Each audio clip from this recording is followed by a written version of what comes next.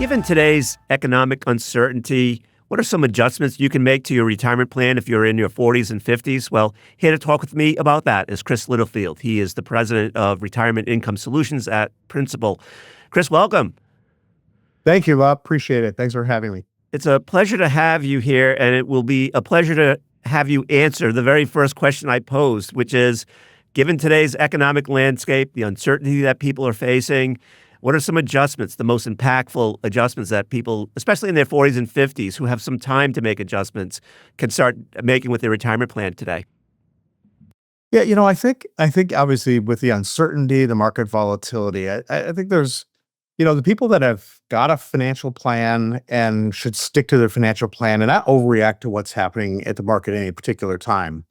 For those who don't have them, they should get a plan. They should be working with somebody. And obviously there's lots of ways for people and Americans in the workplace to get advice. They can either speak to their employer, their retirement plan service provider, or they can also speak with an advisor. I think, you know, everybody would benefit from some advice and holistic advice about how to address the needs that they have in retirement. But I think, if you've got a good plan and you're saving regularly, I think the biggest mistake that I see people make is they try to market time. They either try to make adjustments in their asset allocations. And the challenge with that is there's two decisions that you make. It's one thing to sell, but you also have to figure out when to buy. And when people are making these decisions, if you're out of the market in the first couple days after the market rebounds, you miss a very large percentage of the return. So if you've got a good asset allocation, you've got a good plan of savings, stay the course. Don't let the short-term news affect what is a long-term horizon. If you're in your 40s and your 50s, particularly if you're older than 50, take advantage of all the opportunities to save on a tax-free basis in your 401k plan and make sure that if you can afford to do so, make those catch-up contributions. There are significant opportunities for you once you achieve the age of 50 to save even more than the limits that are provided by the 401k plan. So, I think it's just really important for people to have a plan, get some advice, because confidence is increased as they talk to somebody, and don't overreact to market volatility they may experience from time to time. Yeah. So when you think about having a plan, I sometimes think that having an investment policy statement is the plan to have, especially when we talk about saving for or living in retirement. And I just went through this exercise. I serve on my town's retirement board. We manage $100 million. And we just yesterday approved our investment policy statement for this $100 million retirement plan. And what we have is an asset allocation, some in large cap stocks, some in mid cap, some in small cap, some in international, some in bonds and government bonds, et cetera, et cetera. And then we have bands around which we say we will rebalance if things get overweighted or underweighted. And, do individuals need that kind of sophistication with their plan, investment policy statement that says this is how much I'll allocate to this sort of investment and this is when I'll rebalance given these limits I have on my asset allocation?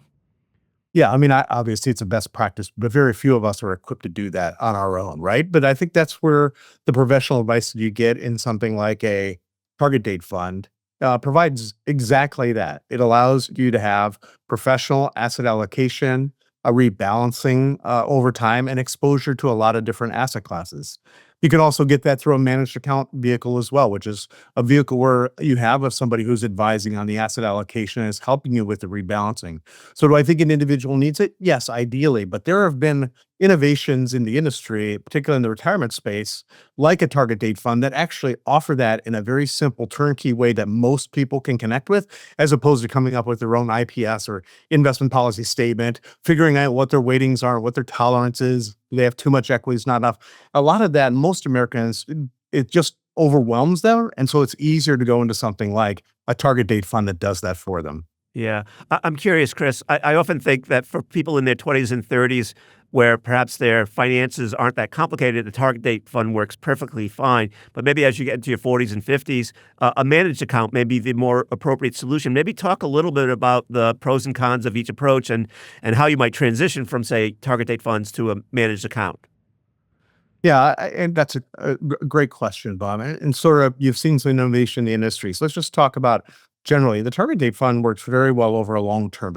But one of the challenges, one of the criticisms of target dates, it really only uses age, right, to define your asset allocation. So more equity heavy in your early years. As you get close to retirement, they add additional more fixed income options, take some of that risk away.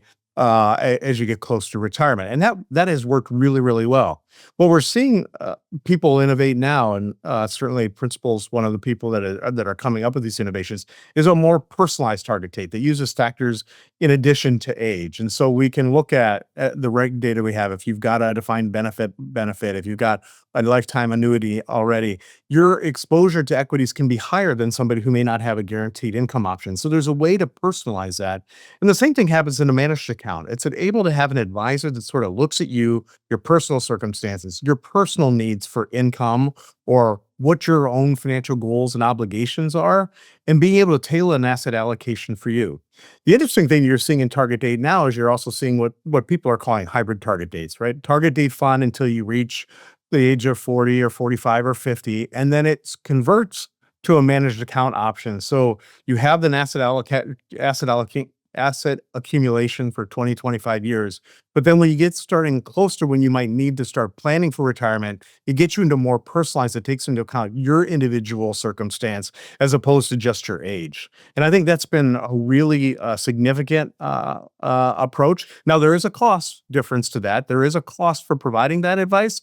But in many cases, we see the people that pair up a target date fund with the managed account have better overall retirement income outcomes because that managed account is able to be personalized for their specific and unique circumstances. Yeah. If I think about one of the historic sort of shortcomings of plan providers is this notion of that you have eyes on someone's defined contribution or 401k plan, but maybe not on their other assets. Maybe they have rental income from an apartment that they own. Maybe they have a lot of stock from the company that they work at, or maybe they have a lot of money in a taxable account. But so being able to have eyes on all their assets is really important as you think about building a plan that works for them.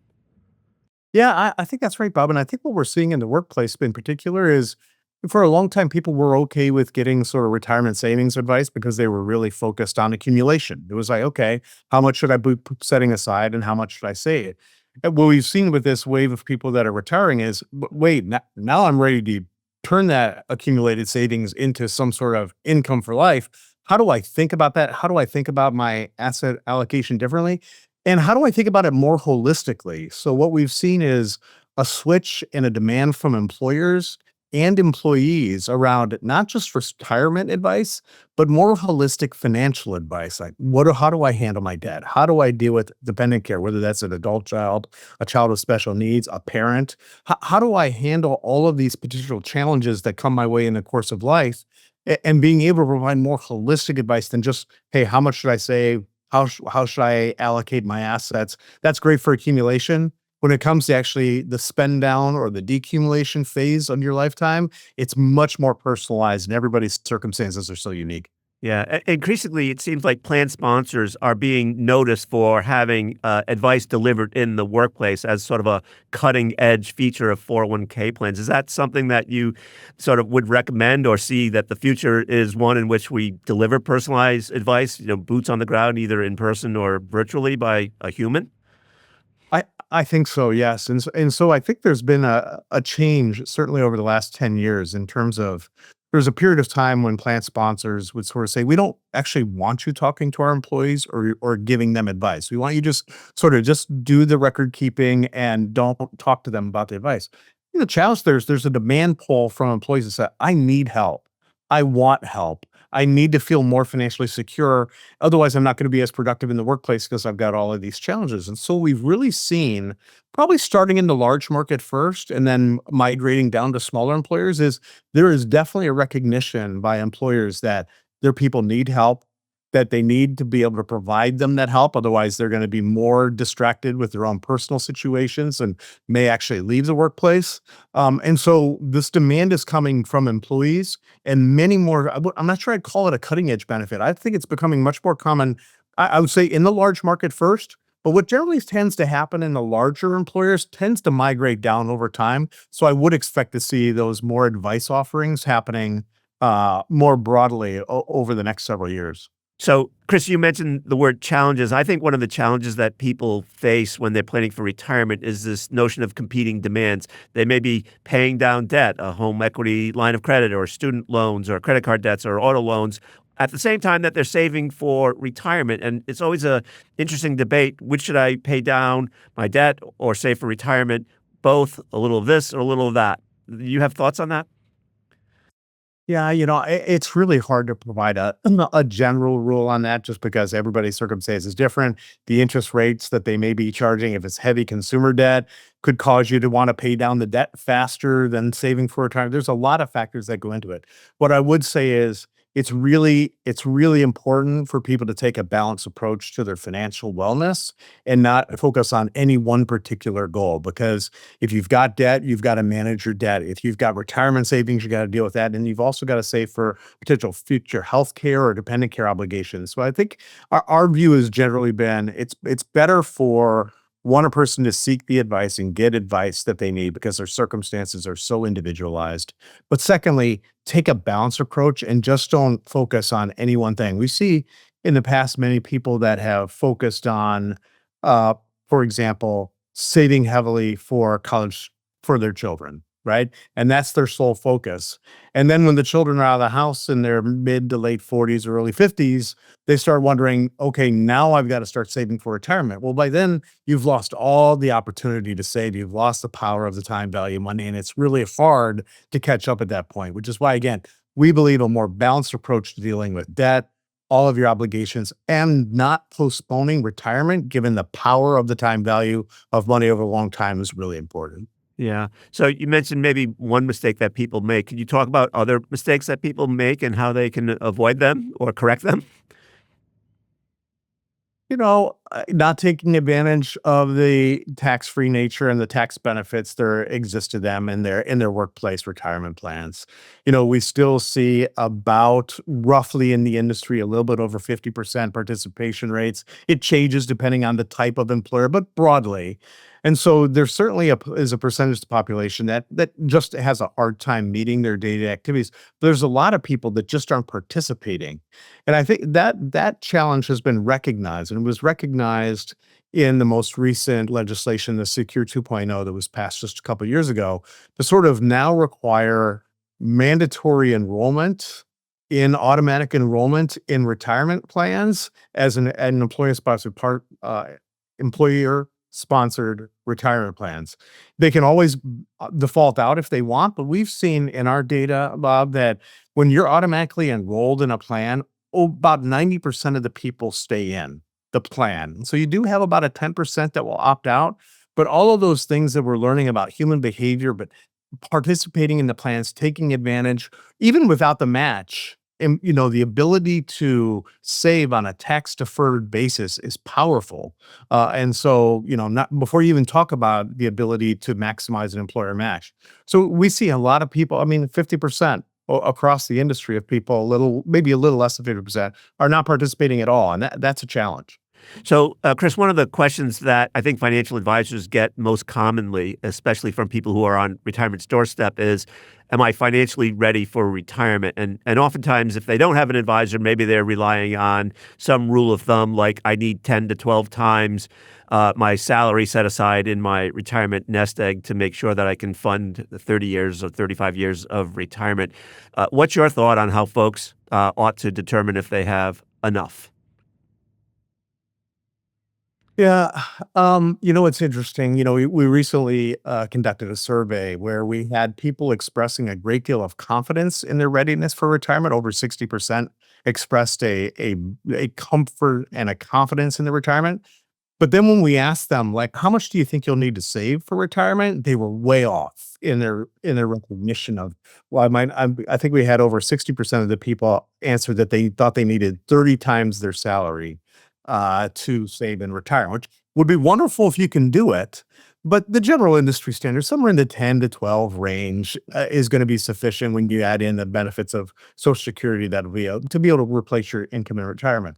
So again, I think if people can get to 12 times their annual salary, they should be relatively comfortable. We try to encourage participants to find a way to try to save at least 15% of their pre-tax income, for retirement.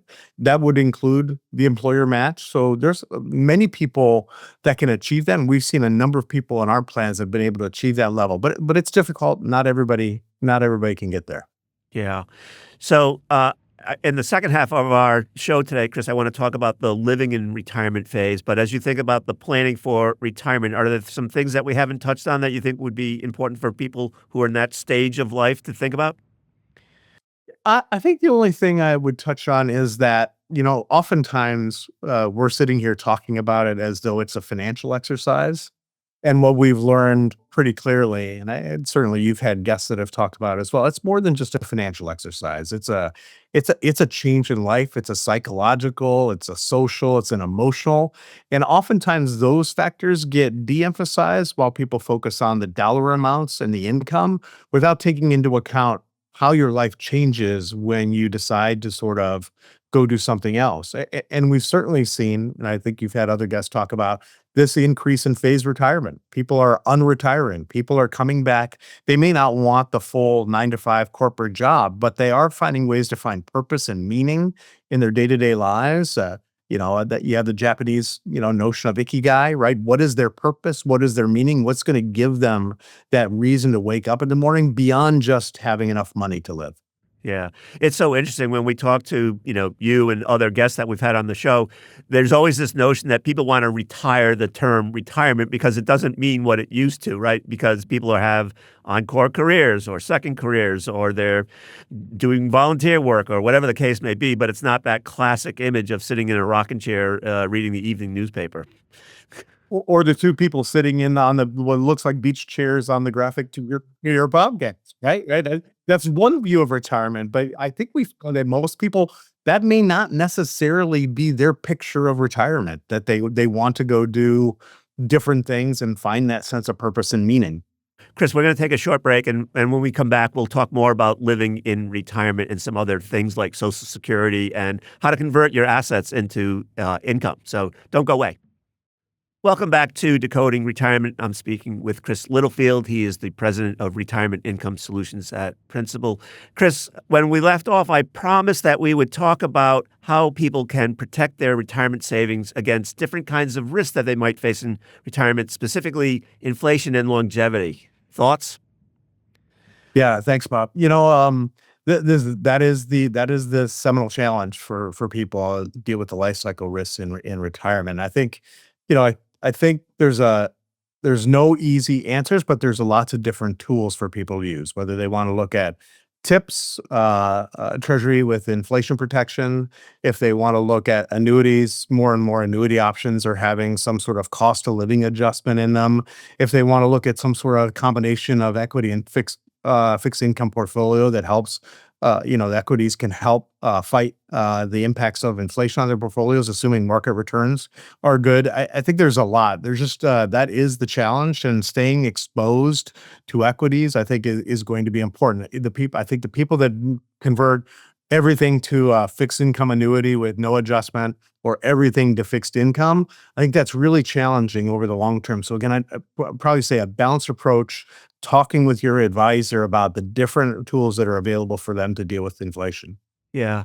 So when you think about converting retirement savings into sustainable income, I think of it this way, that what you want is reliable income, sustainable income to maybe at least match, if nothing else, your essential expenses. And if you have more than enough, maybe you don't need more sustainable income. But can you talk a little bit about like how people should think about that question of converting assets into sustainable income? Yeah, and that's the challenge that we have right now, right? Because we've done a fantastic job on accumulation for a lot of Americans. What we haven't done is train people how to turn an accumulated savings into lifetime income. I think, again, I'm not a CFP. I think you're a CFP, Bob. But so I would say I think essential expenses are the start, but, a lot of people might have dependent care obligations, obligations for a parent, There are a lot of factors that go into how much income they're going to need, and it really is highly individualized. I do believe that the industry is coming up with many more innovations about how to get people lifetime guaranteed income. Annuities is one. We've had annuities and a safe harbor provision for in-plan annuities and retirement plans for a long time. The take-up is still not very high because of the fiduciary risks about plan sponsors having to pick one or a couple. But I do think that what you're seeing is you're starting to seeing them being built into target date funds. And I think that is the way that we're going to solve this problem. We're essentially recreating all the benefits of DB, automatic enrollment, professional investment advice, and lifetime distribution income in DC plans with auto enrollment, professional advice through target date funds. The last horizon that we haven't yet figured out and solved for Americans is how to convert their retirement savings into lifetime income. Yeah. So last question. Everyone is talking about Social Security these days. And what role do you see it playing in someone's retirement income plan? And given the sort of the state of affairs with Social Security, how dependable do you think it will be for folks today and Yeah. tomorrow? Yeah. I believe Social Security will be there. I think if you're at the beginning of your career, you might have a little bit more concern about what Social Security might look like in, 30, 40 years. But I think Social Security is a benefit that will be there for a long time. When we talk about Social Security going bankrupt, we're talking about Social Security Trust Fund. It's about 25% of the payments overall. So I think there's a lot of social need, and we do have a retirement crisis in the U.S. where people just haven't saved enough for retirement, and it's hard for me to imagine that there won't be some benefit there. But I think it's not wise to only rely on Social Security, particularly at higher income levels, because Social Security won't be enough to replace the income that you've experienced pre-retirement for people that at higher income levels. But I believe there's a lot of support for some sort of Social Security system. You might see things like means testing or other things come in as we get down over the next decade, as we get closer to the trust fund being depleted. But I think we believe Social Security will be around as a program for quite some time. Yeah. You mentioned that Social Security is a smaller percentage of someone's retirement income if they're in a higher income quintile. And I think my research shows that somewhere around 15% is what Social Security represents in terms of retirement income for someone in an upper income category. So it's not a lot, but it's certainly not nothing either. So, Right. so Chris, we've run out of time, unfortunately, and I want to thank you for sharing your knowledge and wisdom with me and our viewers. It's so greatly appreciated. And with hope you'll come back on a future episode and we'll talk more about my favorite topic, retirement. I would love to. Thank you, and thanks for this podcast, Bob. It's a great opportunity to talk about these issues. Yeah, thank you so much, Chris. So that wraps up this episode of Decoding Retirement. We hope we provided you with some actionable advice to help you plan for or live in retirement. And don't forget, for the latest retirement news and expert analysis, check out yahoofinance.com. This content was not intended to be financial advice and should not be used as a substitute for professional financial services.